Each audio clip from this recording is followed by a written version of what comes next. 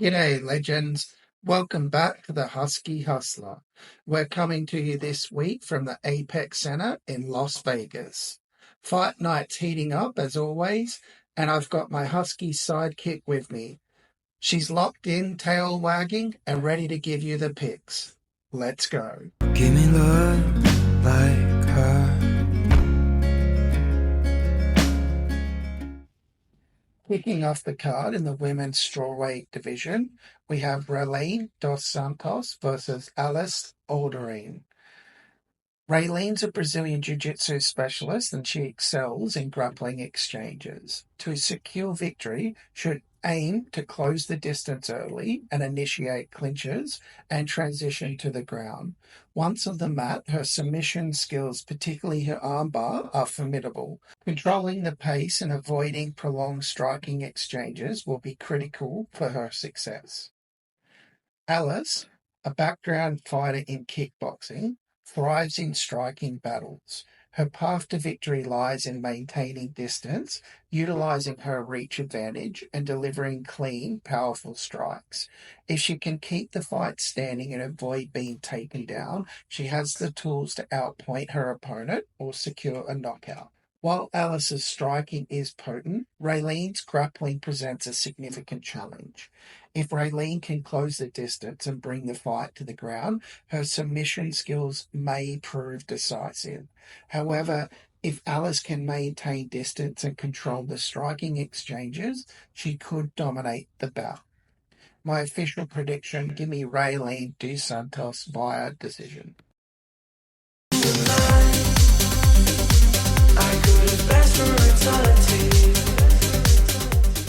In the lightweight division, we have Bolaji versus Aswell. Oki's striking is categorized by aggressive combinations, often targeting the body and finishing with knockout counters. He has shown the ability to capitalize on his opponent's mistakes, delivering powerful strikes that can end fights quickly. Aswell has demonstrated resilience and adaptability. He can withdraw Aoki's early aggression and take the fight into later rounds. He may capitalize on any fatigue or openings that arise. Given Oki's aggression, striking, and ability to finish fights early, he's likely to secure a victory, potentially by knockout in the first or second round. Give me Bolaji by knockout.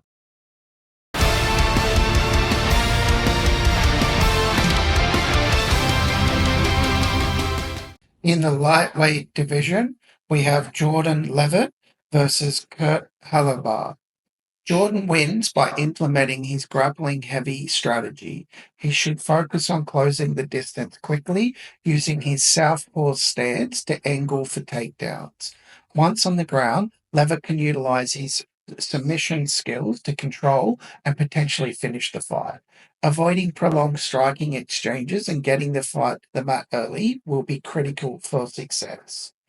Kurt wins by leveraging his striking prowess and aggressive approach. He should aim to press the action early, utilizing his reach advantage and unorthodox stance to land clean shots. By maintaining pressure and controlling the distance, he can capitalize on Jordan's vulnerabilities in the stand-up game. If Kurt can avoid extending grappling exchanges and keep the fight standing, his knockout power could be the deciding factor. Both fighters have a clear path to victory. Kurt's striking presents a significant challenge for Jordan if he can maintain distance and avoid the takedowns. However, Jordan's grappling could give him the edge if he chooses to close the distance and bring the fight to the ground. Final prediction, Jordan Leavitt via decision.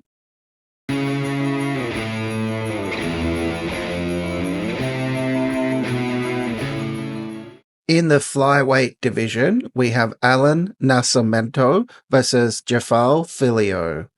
Allan wins by out-grappling Filho, using potential control to dominate on the mat. His path is to secure takedowns, take the back, and control the fight from dominant positions. Submissions are always a threat, but even without a finish, his control time and positional dominance can clearly win a decision. Filho wins by being the more aggressive and damaging fighter. That can come from landing clean strikes on the feet or gaining top control and doing real damage on the ground. To win, he needs to avoid being controlled, stay active, and clearly show he's doing more damage and creating the bigger moments. Allan has more consistent in controlling grappling exchanges and has a style that scores well with judges. Filho is dangerous and has a path to win, but avoiding Nascimento's control for 15 minutes is a tough task. Overall, I'm going to go with the underdog. Give me Jafel Filho by decision.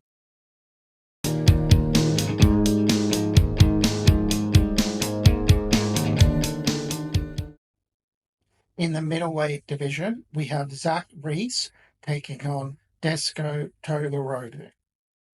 Zach wins by coming out hot and staying on the gas. His style is all about chaos, aggressive pressure, big shots, and forcing opponents to make mistakes under fire. If he can drag Duško into a brawl early, he'll have the edge. The more this fight becomes a firefight, the more it favours Zach. His power, combined with speed and killer instinct, makes for early finishes very possible.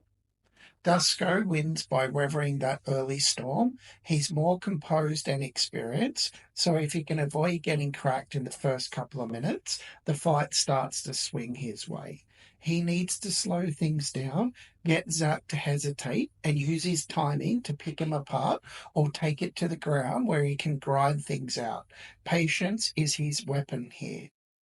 Zach is dangerous, and this matchup gives him the kind of opponent he can overwhelm if he starts strong. Duško is tough, but he's been caught before, and Zach isn't the guy you want crashing first in round one. Prediction: Zach Reese by knockout.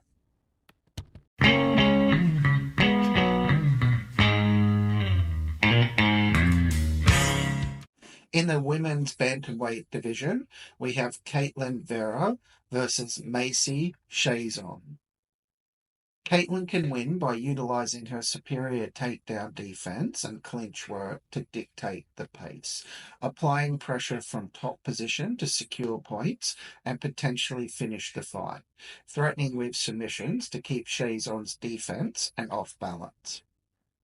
Macy needs to utilize her jab and Muay Thai techniques to keep Vieira at bay, outstriking Vieira over 3 rounds, potentially earning a decision victory, preventing Vieira from implementing her grappling game to keep the fight standing.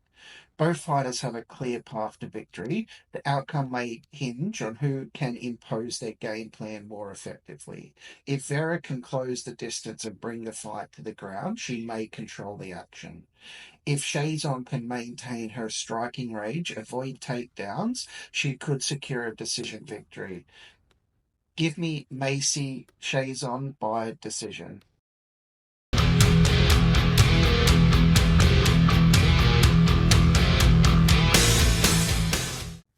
In the light heavyweight division, we have Dustin Jacoby versus Bruno Lopes. Dustin is much more experienced and comfortable under pressure.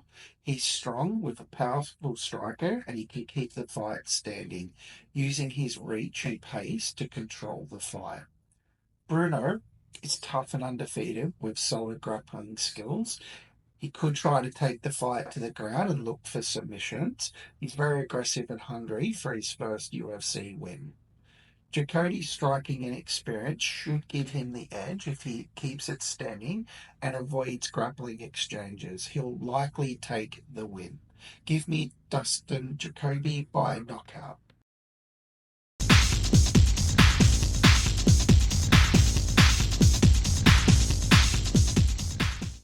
In the featherweight division, we have Ramiz Brahimaj versus Billy Goff. Ramiz wins by implementing his grappling-heavy game plan.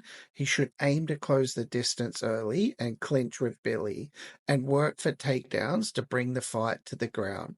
Once on the mat, he can capitalize and utilize his submission skills to control and potentially finish the fight. Managing top control and avoiding Goff's striking will be critical for success. Billy wins by utilising his striking to keep Ramiz at bay. He should focus on maintaining distance, using his reach advantage and landing clean, powerful strikes. If Ramiz attempts to close the distance, Billy can look to sprawl and punish him with strikes. Avoiding the ground game and keeping the fight standing will be key for Billy's victory. Ramiz grappling could give him an edge if he can close the distance or bring the fight to the ground. However, Billy's striking presents a significant challenge, and if he can maintain distance and avoid takedowns, he could win. Give me Billy Goff by knockout.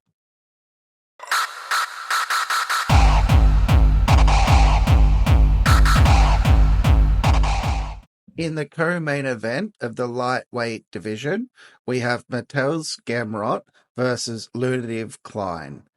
Gamrot wins this by relentless wrestling and pressure. He mixes takedowns with scrambles and breaks opponents with pace. His striking sets up his grappling, and if he drags Klein into a grind, he controls the fight. For Klein to win, he needs to keep it standing and punish entries. He's the cleanest striker, especially early. If he manages distance, stuffs early takedowns, and lands big shots, he could get a finish or outpoint Gamrot on the feet.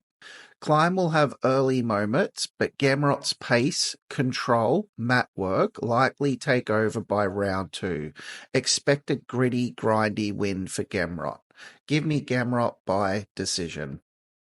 You say you're sorry, that you're leaving already. I can feel the love. And in the main event of the women's flyweight division, we have Erin Blanchfield taking on Maycee Barber. Blanchfield wins by turning this into a grappling-heavy fight. She can close the distance early and drag Barber into clinches and ground exchanges and control her from top position. She'll nullify Barber's striking. The more time this fight spends on the mat or against the fence, the more it tilts in her favor.